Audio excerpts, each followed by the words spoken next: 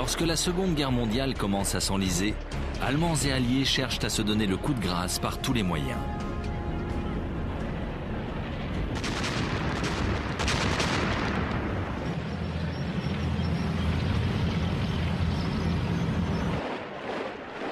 Adolf Hitler doit faire face à un problème majeur. Sa stratégie de guerre éclair convient aux opérations terrestres, mais pas à l'attaque d'une île comme la Grande-Bretagne. Il ne lui reste qu'une solution, couper les voies de ravitaillement de son ennemi. Cela se traduit par la construction de plus de navires de guerre et de sous-marins.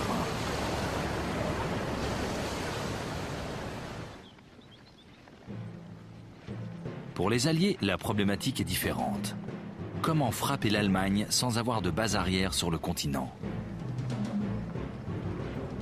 Ils optent finalement pour des bombardements stratégiques. Il faut détruire les infrastructures économiques du pays et démoraliser les populations civiles.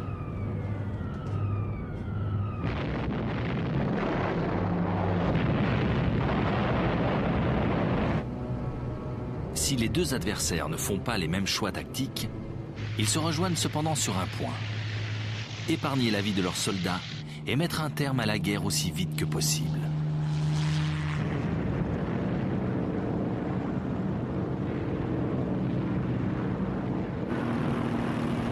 Ironiquement, ce sont les Allemands qui avaient lancé au mois d'août 1940 les premières vagues de bombardements stratégiques en pilonnant accidentellement Londres. La Royal Air Force avait immédiatement riposté en lâchant ses bombes sur Berlin. Durant l'automne qui suivit, presque tous les jours, les nazis bombardèrent les villes britanniques, pensant que le moral des civils s'effondrerait.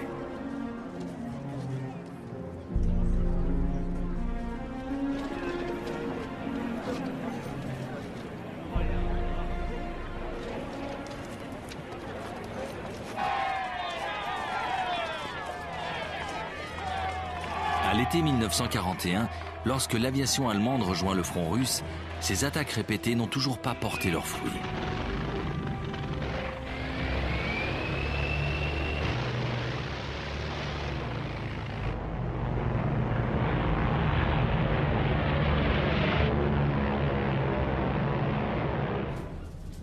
Pourtant, le commandement britannique demeure persuadé qu'une tactique similaire est la meilleure pour mettre l'Allemagne hitlérienne à genoux.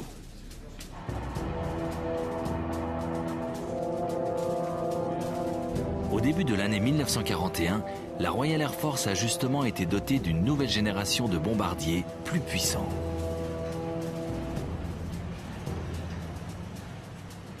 Le Short Stirling peut emporter 8000 kg de bombes, 4 fois plus que ses prédécesseurs.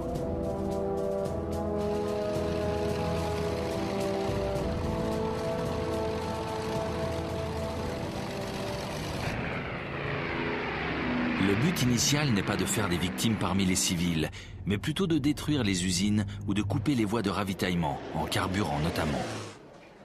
Il faut priver l'Allemagne des moyens de mener cette guerre. Cette bonne intention souffre pourtant d'un sacré handicap: l'absence de précision des bombardiers britanniques. En août 1941, un rapport tenu secret révèle que 90% d'entre eux larguent leur cargaison à plus de 7 km de leur cible.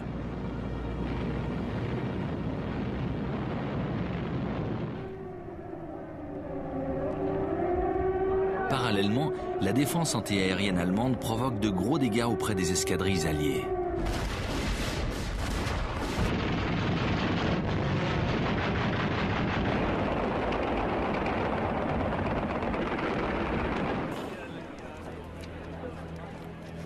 À la fin de l'année 1941, 10% des bombardiers engagés dans les raids ont été abattus.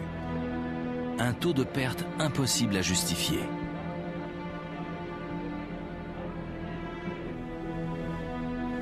Le haut commandement de la Royal Air Force décide alors de changer de stratégie.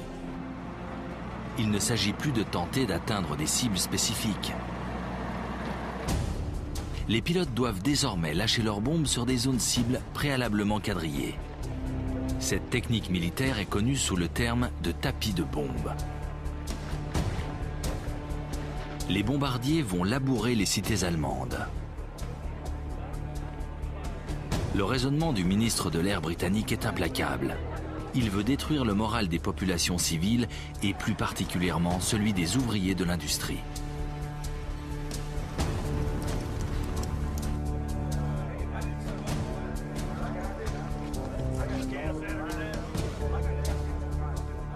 C'est le maréchal Arthur Harris, surnommé le Bombardier, qui va se charger d'appliquer cette politique.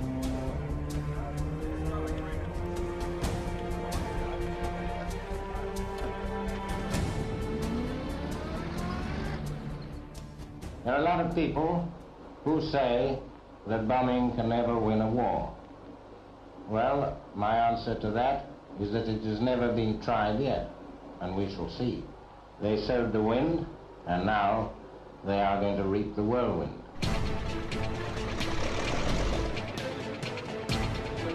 Au printemps 1942, Harris veut démontrer le bien fondé et l'efficacité de ces bombardements stratégiques.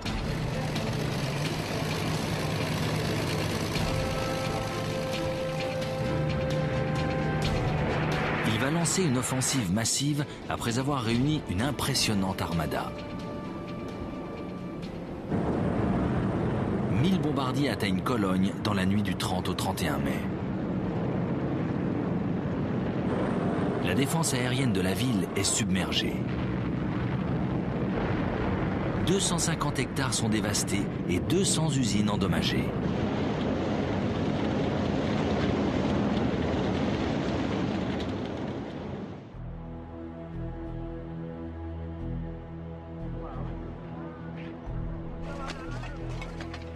Seuls 39 avions sont abattus, soit 4% de l'effectif engagé.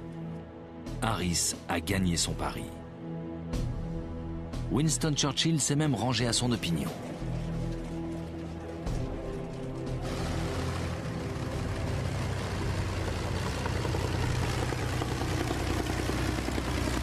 Il dispose désormais d'une nouvelle arme, l'Avro Lancaster, spécialisé dans les bombardements de nuit et qui deviendra l'un des fers de lance des opérations aériennes. Harris bénéficie surtout de l'aide d'un nouveau partenaire. Pendant l'été 1942, les États-Unis ont rejoint le front occidental. Les appareils américains apparaissent sur les terrains britanniques. Il s'agit des célèbres forteresses volantes, les B-17. Équipés de 13 mitrailleuses, ils peuvent en théorie se frayer un chemin vers leur cible en plein jour et sans l'aide d'un quelconque appui aérien. Ils sont également munis d'un nouveau dispositif de visée qui doit leur permettre de larguer leurs bombes avec une précision quasiment infaillible.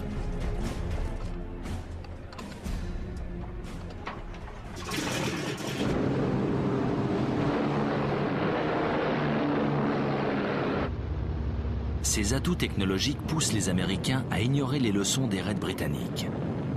Ils reprennent les attaques ciblées sur les infrastructures allemandes.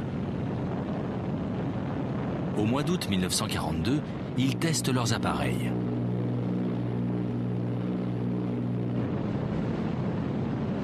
« 12 d'entre eux attaquent une gare de triage près de Rouen.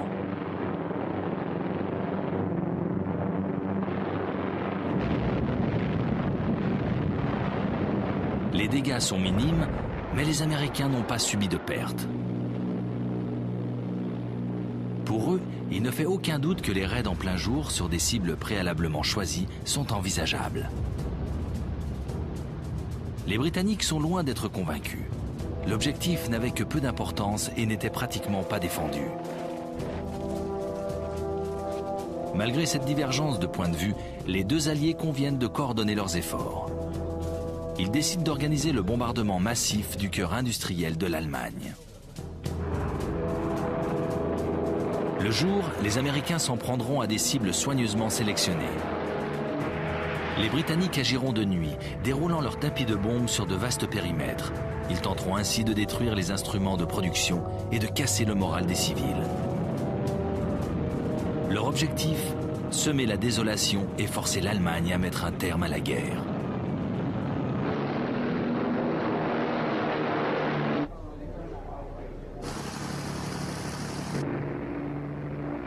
En En mars 1943, des avions britanniques se dirigent vers la ville industrielle d'Essen.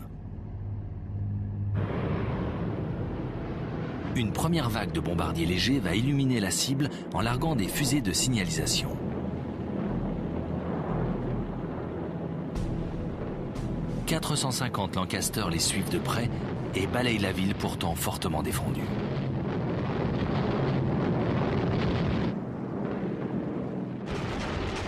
Les batteries antiaériennes allemandes sont dépassées. Seuls 14 appareils britanniques sont abattus.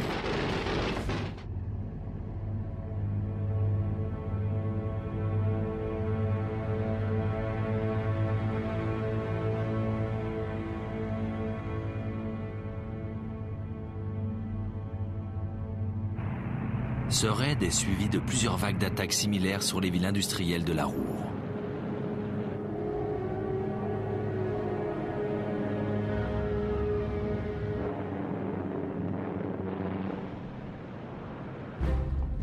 Mais les nazis renforcent leur défense. Le ciel allemand devient de moins en moins sûr.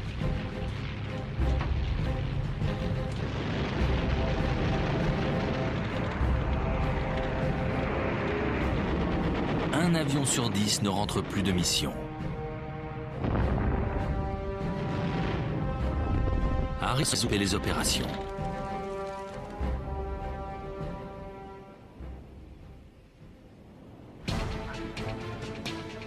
Il va au même moment profiter d'une découverte alliée connue sous le nom de Code Window. Il s'agit de lâcher dans le ciel de petites bandes d'aluminium. Ce métal peut brouiller les systèmes radars ennemis et ainsi rendre aveugles leurs défenses antiaériennes.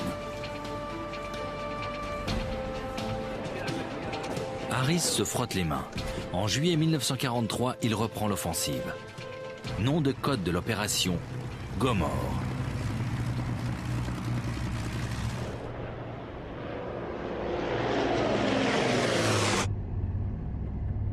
C'est la cité industrielle d'Hambourg qui sera visée.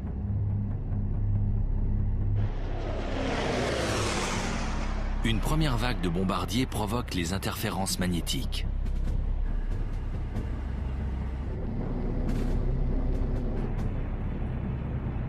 La deuxième lâche sa cargaison de bombes incendiaires.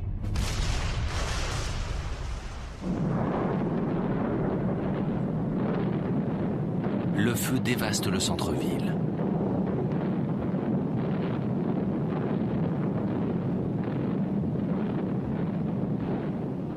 Le lendemain, on dénombre 40 000 morts. 500 000 habitants n'ont plus de foyer.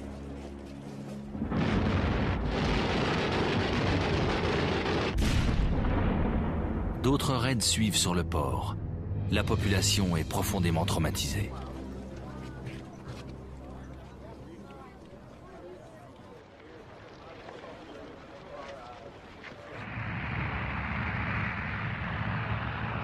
Quatre mois plus tard, à l'automne 1943, Harris lance une série de bombardements sur Berlin.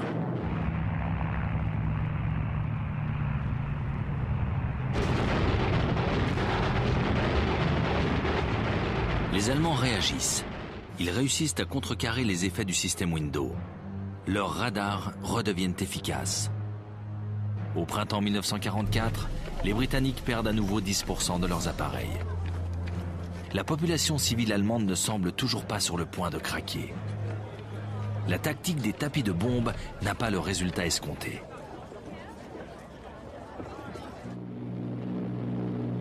Il reste la stratégie américaine qui cible des zones vitales pour la machine de guerre nazie. Pendant tout le printemps 1943, l'US Air Force s'est enfoncée au cœur du territoire ennemi.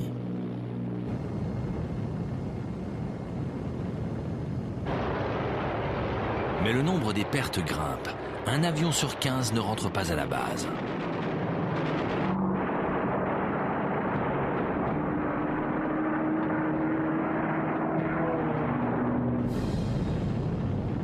Pourtant, au mois d'août, le commandement américain décide de lancer une opération sur les usines d'armement de Ratisbonne et Schweinfurt. C'est une folie. Les deux cités sont loin au sud du pays, bien au-delà du rayon d'action des chasseurs d'escorte.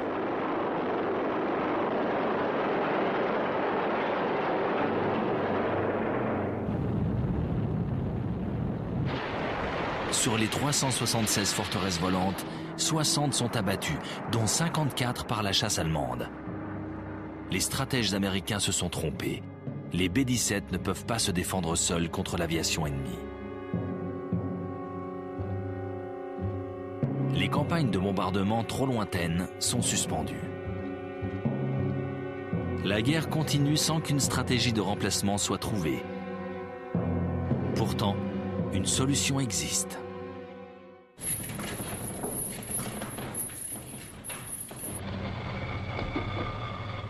Au début de l'été 1944, alors que les Alliés s'apprêtent à débarquer en Europe, les forces aériennes américaines et britanniques ont pour mission de couper les voies de communication et de ravitaillement en carburant des nazis. Les bombardements ciblés doivent donc être repris. Mais une innovation va changer la donne.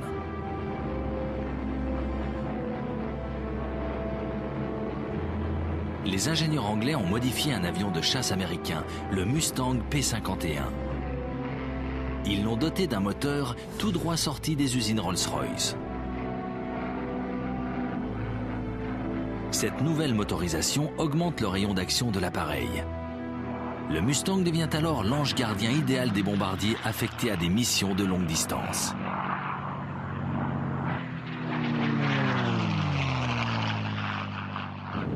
En France, les Alliés vont frapper avec plus de précision, détruisant les ponts et les routes menant au front.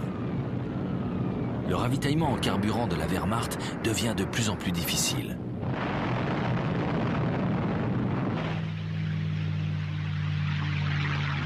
La chasse allemande contre-attaque.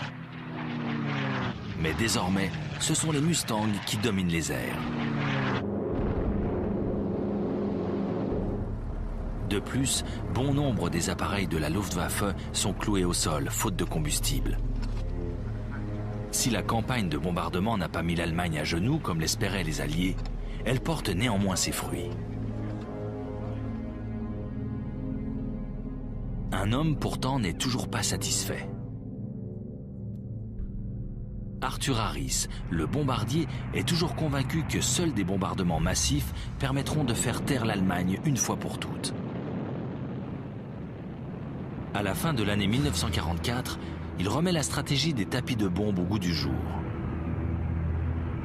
Les villes allemandes sont dévastées les unes après les autres.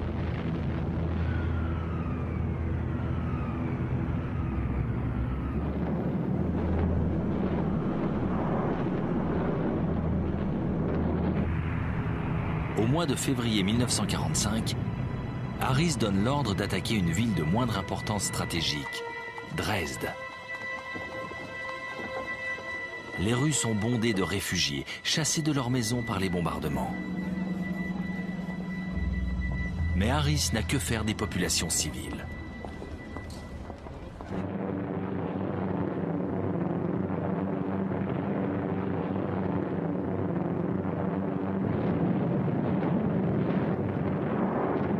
« 7000 tonnes de bombes rasent un tiers de la ville.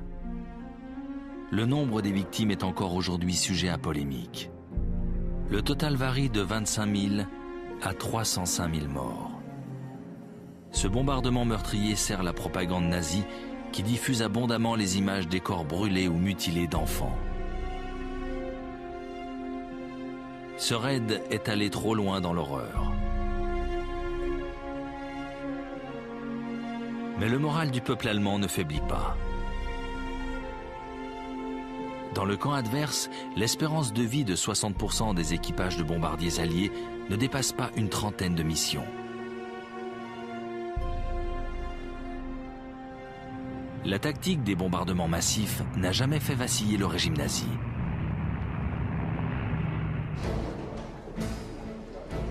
Au contraire, en secret, Hitler fait développer les technologies nécessaires à la mise au point de l'arme qui saura faire enfin la différence.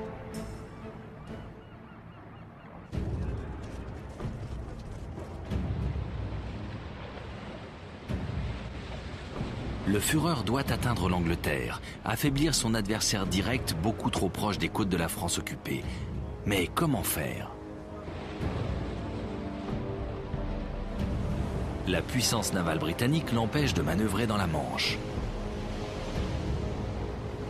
Hitler va alors engager toutes les forces navales qu'il possède pour détruire les convois. Il veut empêcher le ravitaillement en vivres et en carburant des îles britanniques.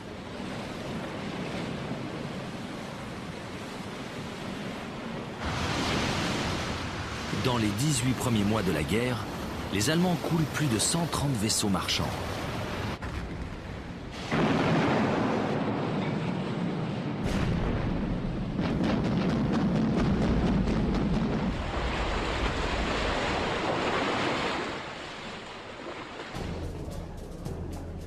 Les bâtiments nazis les plus redoutables restent les navires de poche. Des petits bateaux de guerre conçus dans les années 30 pour contourner l'interdiction de réarmement après la Première Guerre mondiale.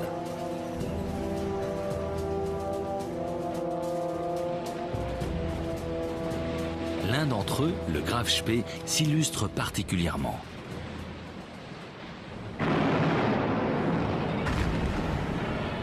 En quelques semaines, il coule 9 vaisseaux marchands dans l'Atlantique Sud avant d'être intercepté et mis hors de combat au large de l'Argentine.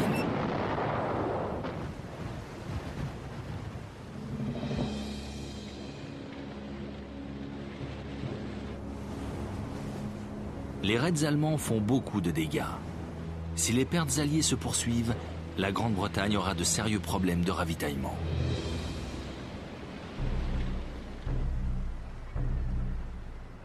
Au début du printemps 1941, les 2 plus gros cuirassés allemands appareillent.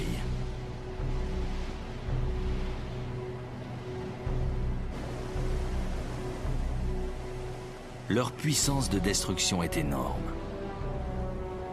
Les hommes de la Royal Navy en font des cauchemars.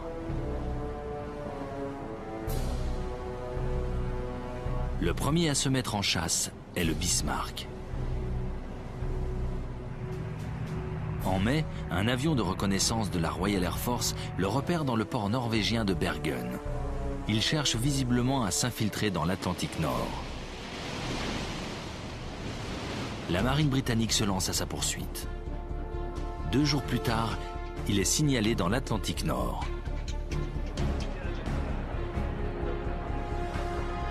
Londres charge l'un de ses derniers cuirassés, le Prince de Galles, de l'intercepter. Le croiseur Hood, fleuron de la Royal Navy, l'accompagne.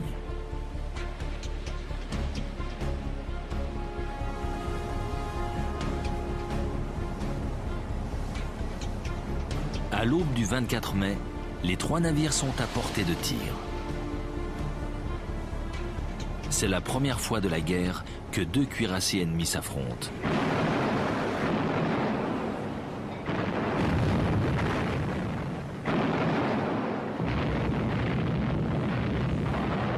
Dès le début du combat, un obus du Bismarck perce le pont faiblement blindé du Hood. Le projectile atteint l'un des magasins de munitions. Une formidable explosion retentit. Seuls 3 membres d'équipage sur les 1419 que compte le Hood pourront être secourus. Le Prince de Galles rompt le combat. Le Bismarck, dont une soute à mazout a été touchée, se retire. C'est sur la route du port de Brest qu'il est repéré 2 jours plus tard.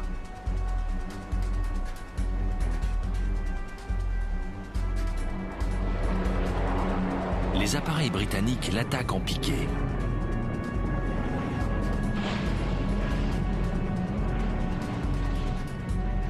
Une de leurs torpilles endommage le gouvernail du Bismarck. Le jour suivant, dès l'aube, 2 cuirassés, le Rodney et le Roi George V, rattrapent le navire désemparé.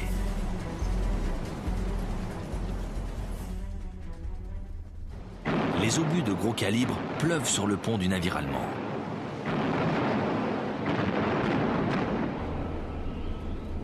Il n'est bientôt plus qu'une épave en flammes. Finalement, une torpille l'achève.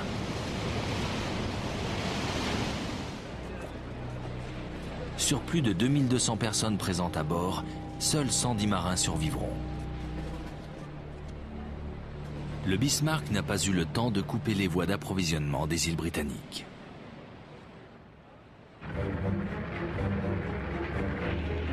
En juin 1941, l'invasion de l'Union soviétique déplace les opérations navales vers l'Est.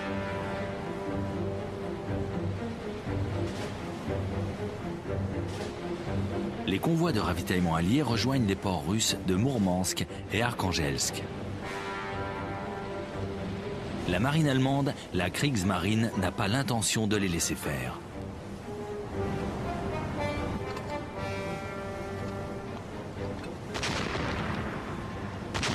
Chaque convoi est impitoyablement attaqué.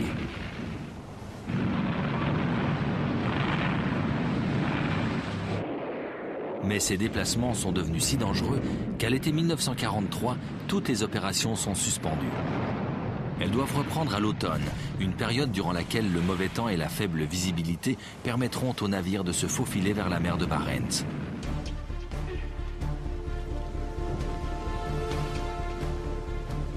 Les Britanniques profitent de cette interruption pour se mettre en chasse d'un redoutable ennemi, le Tirpitz, cuirassé jumeau du Bismarck. Il attend son heure, paisiblement ancré dans un fjord norvégien.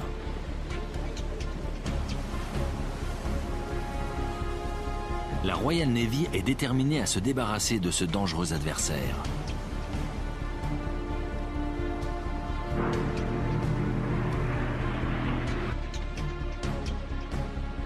En septembre 1943, 5 sous-marins de poche, connus sous le nom de X-Craft, ont pour mission de le couler.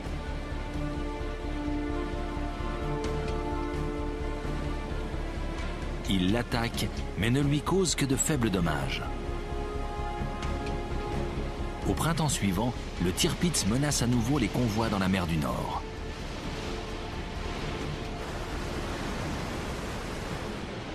Cette fois, la Royal Navy ne veut pas le rater. Elle expédie 6 porte-avions vers la Norvège.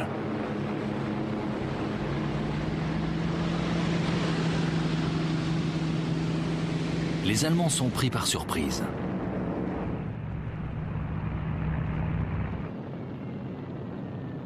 Les bombardiers assaillent le Tirpitz.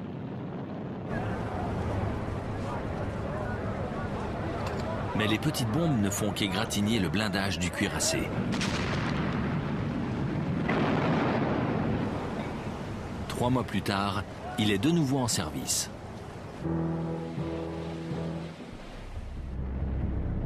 Il est localisé dans un autre fjord. Des Lancaster chargés de bombes de 5 tonnes ont pour mission de le détruire.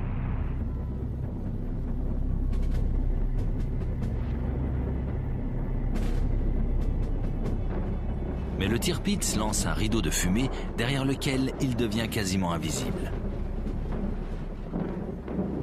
Plusieurs engins atteignent pourtant sa proue, causant de sérieux dégâts.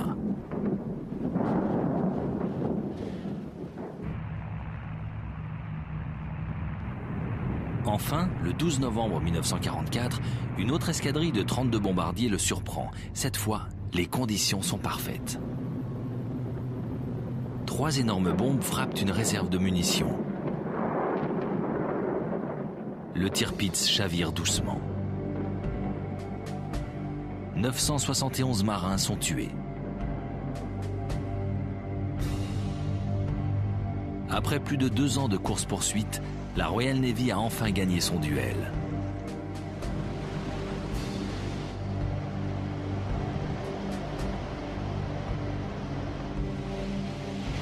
Malgré son indéniable puissance, la marine de surface allemande n'aura pas réussi à peser sur le cours de la guerre. Les Britanniques ne lui en ont jamais laissé l'opportunité. En mer, Hitler a perdu une bataille. Une partie de sa flotte est anéantie. Mais il possède encore un atout non négligeable, les sous-marins.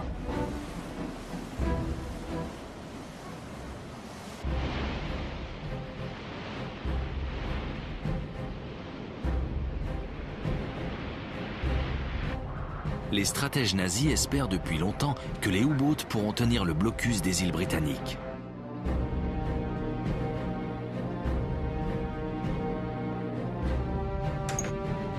Sous l'eau, ils peuvent traquer leur proie, fondre sur elle au dernier moment.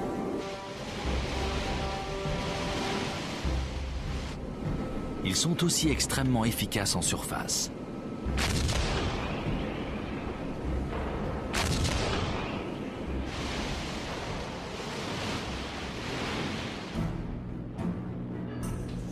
Les Britanniques décident de réunir la flotte marchande dans d'énormes convois. Le problème, c'est que les Alliés manquent de navires d'escorte.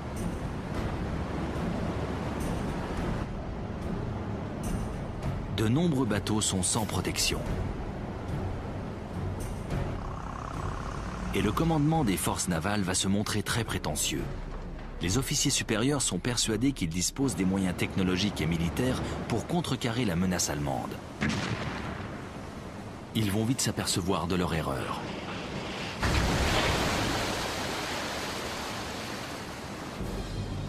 Rapidement, les routes d'approvisionnement sont coupées. Le plus souvent, les U-boats opèrent en surface, coulant leur proie à l'aide du canon situé sur leur pont.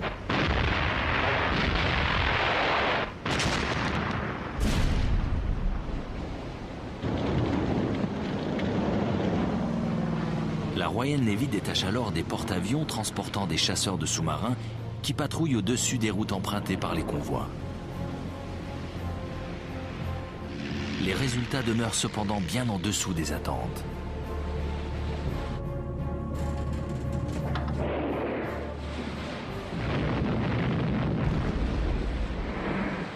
À la fin de l'année 1939, près d'une centaine de navires marchands ont été attaqués et coulés.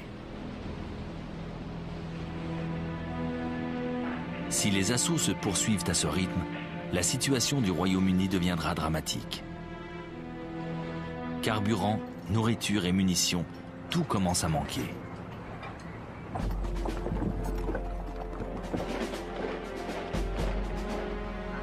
Et l'avenir n'est pas rose.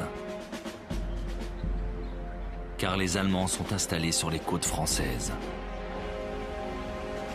Après avoir été longtemps cantonnés dans la mer du Nord, la marine de guerre allemande, la Kriegsmarine, peut se déployer sur le front atlantique.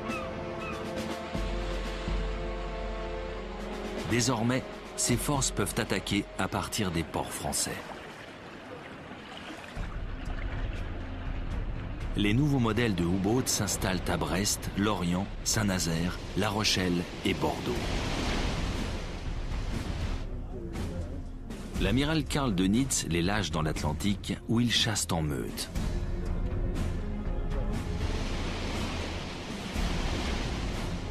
Chaque groupe va couvrir une zone de passage des convois.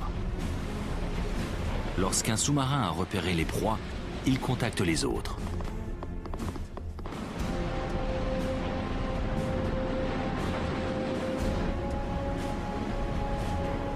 Parfois, des avions de reconnaissance guident les flottilles de submersibles vers leurs objectifs.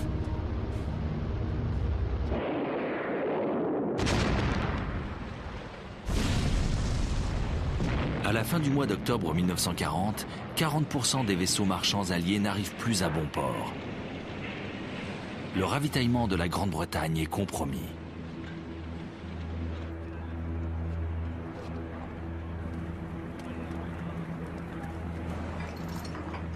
Pour les équipages des U-boats, c'est la période dite des temps heureux. Leurs chefs deviennent des héros nationaux. La Grande-Bretagne paye son manque de préparation.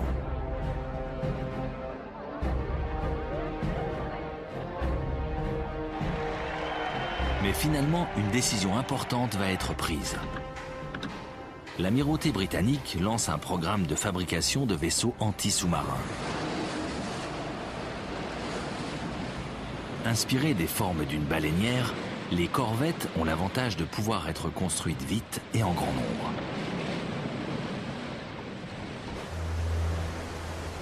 Pour la première fois, les Alliés disposent d'une force capable de protéger leur convoi. Mais à cause d'un moteur peu performant, la corvette plafonne à 15 nœuds, une vitesse inférieure de 2 nœuds à celle des U-boats.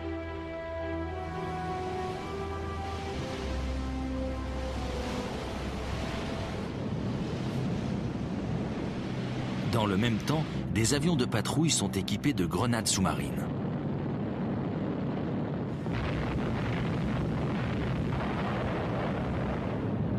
Si les explosions sont nerveusement éprouvantes pour les équipages allemands, l'efficacité de ces bombardements demeure réduite.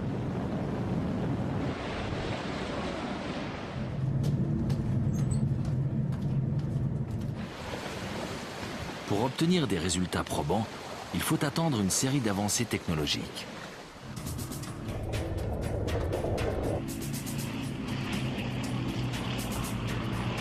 Au début de l'année 1940, le radar centimétrique est mis au point. Plus précis et moins lourd que ses prédécesseurs, ce nouvel appareillage va équiper avions et navires d'escorte.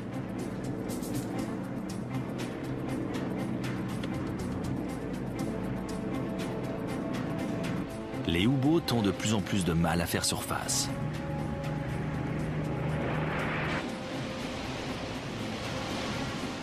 Quelques mois plus tard, un brillant électricien français, Maurice de Lorraine, offre aux Alliés une invention qui va changer la donne. Le œuf d'œuf est un radiodétecteur. Il permet d'intercepter les communications des sous-marins ennemis et ainsi de les localiser.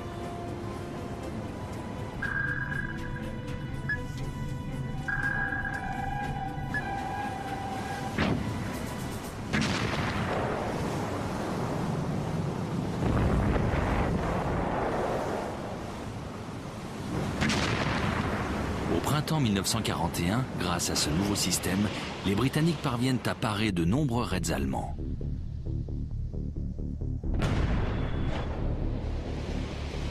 De plus en plus de cargos parviennent à passer entre les mailles du filet.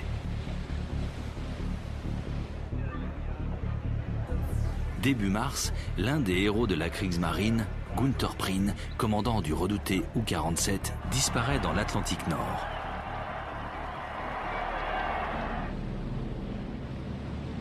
Quelque temps plus tard, 2 autres commandants de U-boats meurent en mission.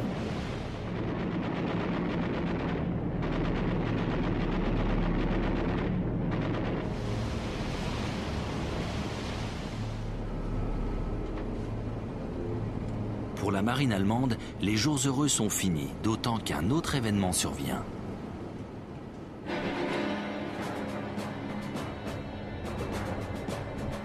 En mai 1941, le destroyer britannique Bulldog force le U-boat 110 à faire surface. Avant que le submersible ne coule, les marins britanniques trouvent à son bord une machine de codage Enigma avec tous ses manuels d'utilisation.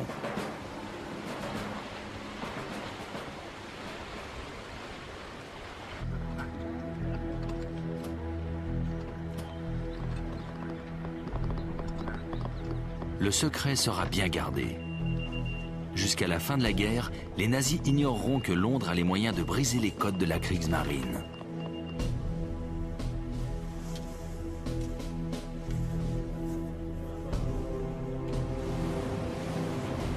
Dans cette terrible partie de cache-cache, les convois alliés ont désormais un atout de taille pour éviter les meutes de sous-marins à l'affût. Mais plusieurs dizaines de submersibles continuent de quadriller l'Atlantique Nord. Ils n'y ont jamais été aussi nombreux.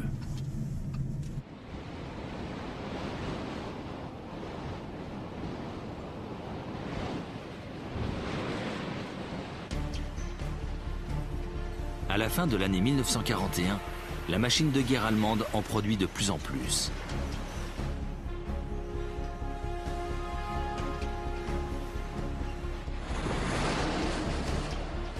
Pour la marine alliée, l'année 1942 va être la pire de toute la guerre.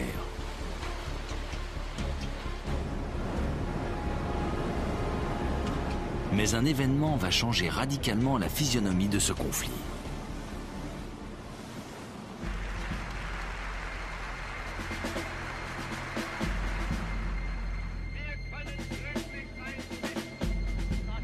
En décembre 1941, Hitler déclare la guerre aux États-Unis.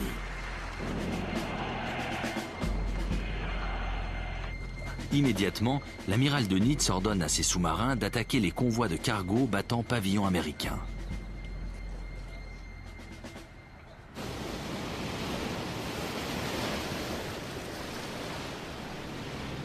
Les derniers modèles, les types 9, sont les seuls à pouvoir faire le long voyage depuis les côtes européennes.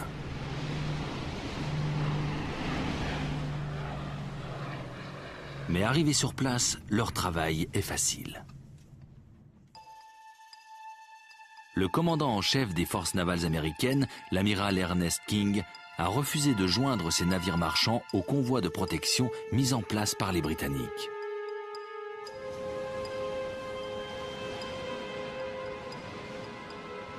En un trimestre, 400 cargos sont coulés ou détruits.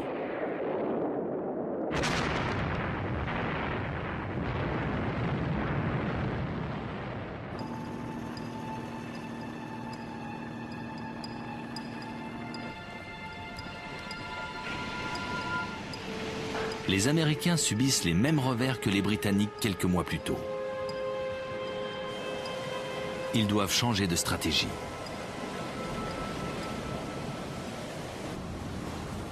En mai 1942, l'amiral King accepte l'idée de réunir des convois plus étoffés.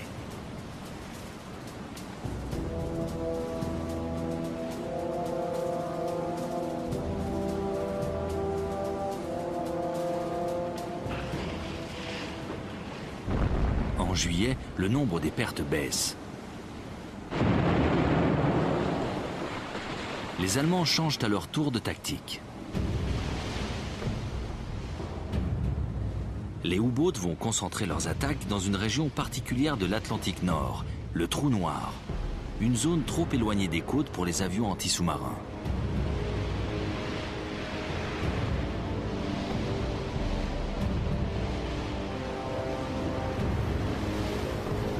Certains convois vont y être assaillis par plus de 15 submersibles.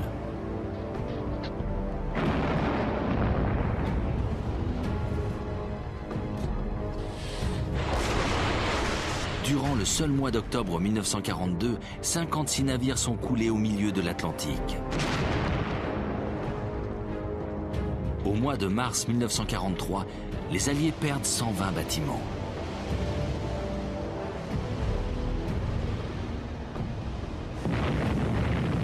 Dans le même temps, seuls 12 U-boats ne rentrent pas de mission. Cette fois, les routes d'approvisionnement sont assez perturbées pour que le Royaume-Uni semble près de s'effondrer. Hitler est persuadé que les U-boats vont lui faire gagner la guerre.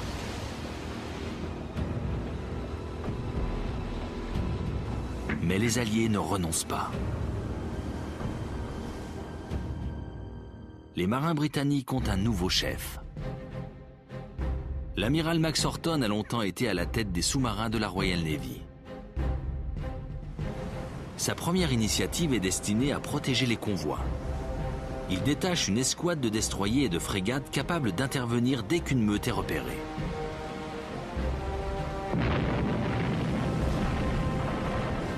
De nouvelles découvertes technologiques donnent un certain avantage aux Alliés. Le Hérisson est un mortier anti-sous-marin composé de 24 tubes.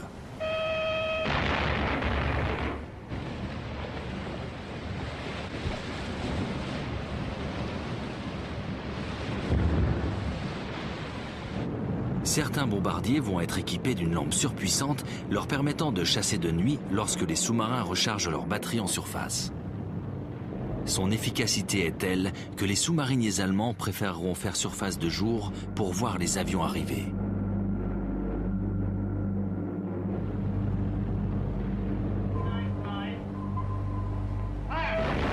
L'emploi de ces nouvelles technologies porte ses fruits en quelques mois.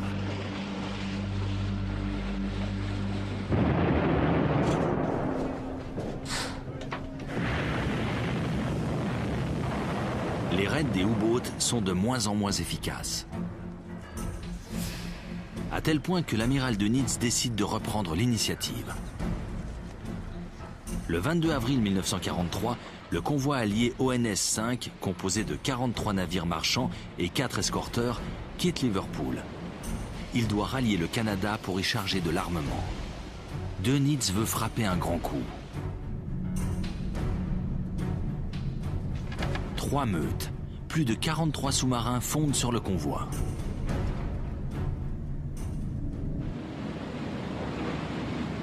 Le 5 mai, 2 escorteurs et 5 cargos sont coulés. Mais les Britanniques réagissent vite. Les renforts sont en route. Des avions anti-sous-marins décollent du Canada.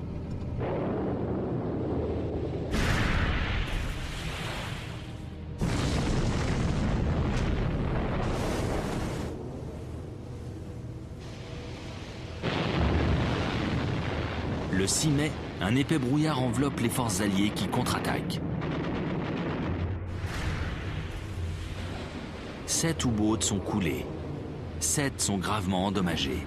C'est une cuisante défaite.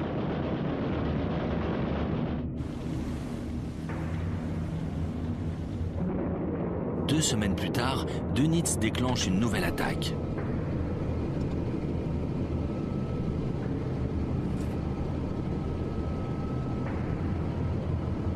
C'est un désastre. 5 sous-marins sombres sans qu'un seul navire marchand ne soit coulé.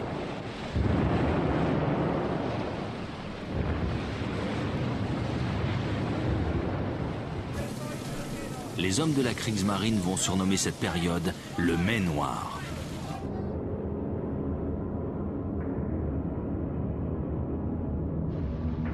Le 22 mai, l'amiral Dönitz interrompt toutes les opérations contre les convois dans l'Atlantique Nord. Les Alliés ont gagné la bataille de l'Atlantique. De nouveaux bombardiers américains, les B-24 Liberators, possèdent désormais l'autonomie nécessaire pour atteindre le trou noir. De leur côté, les ingénieurs allemands poursuivent leurs recherches.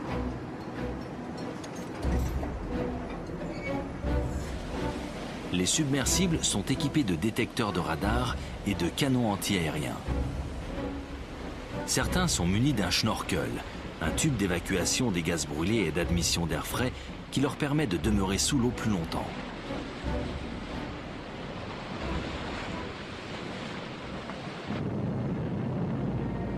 Mais dans la partie de cache-cache qui s'engage, les Alliés ont toujours l'avantage.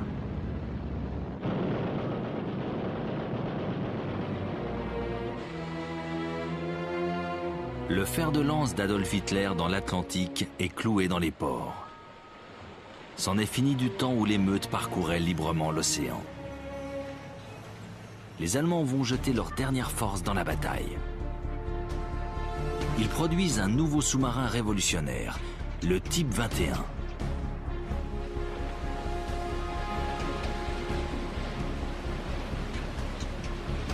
Ces moteurs diesel le propulsent à 31 km/h en plongée, plus vite que certains vaisseaux de surface. Il peut rester 62 heures sous l'eau à vitesse réduite. Les premiers modèles opérationnels quitteront leur base au mois de mars 1945. Il sera déjà trop tard.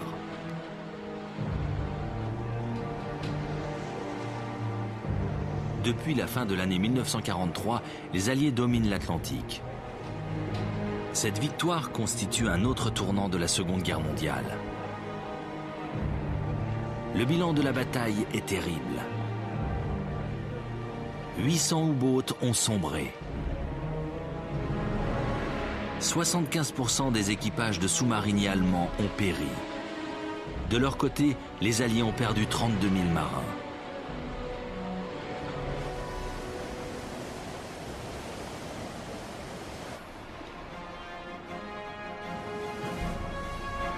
Mais à l'orée de l'année 1944, les convois sont rétablis.